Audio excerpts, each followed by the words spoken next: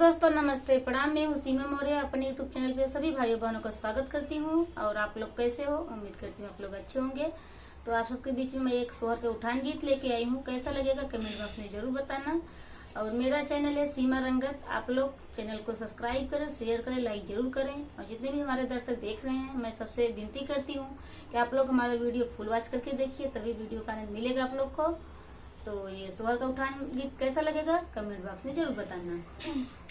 अब ही 12 दिन का हो, अब ही 12 दिन का भैले ना ललनवा की सासु हमार पीसू न दे। अब ही 12 दिन का हो, अब ही 12 दिन का भैले ना ललनवा की सासु हमार पीसू न दे।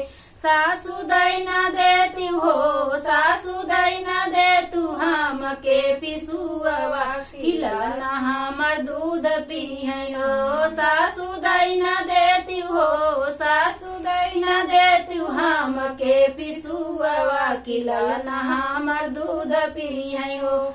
अब ही 12 दिन का हो, अब ही 12 दिन का भैले ना ललनवा की जेठनी हमार पीसू न दे। अब ही 12 दिन का हो, अब ही 12 दिन का भैले ना ललनवा की जेठनी हमार पीसू न दे।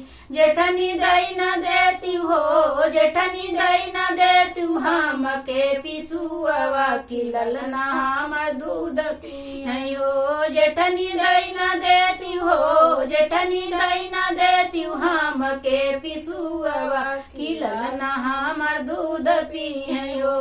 अब ही 12 दिन का हो, अब ही 12 दिन का भैले ना ललनवा की ननद हमार पीसुआ न दे। अब ही 12 दिन का हो, अब ही 12 दिन का भैले ना ललनवा की ननदी हमार पीसुआ न दे।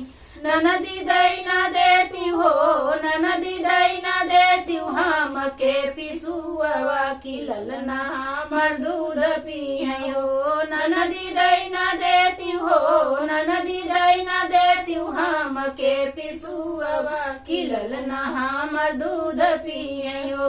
अब ही 12 दिन का हो, अब ही 12 दिन का भैले ना ललनवा की सासु हमार पीसुआ न दे।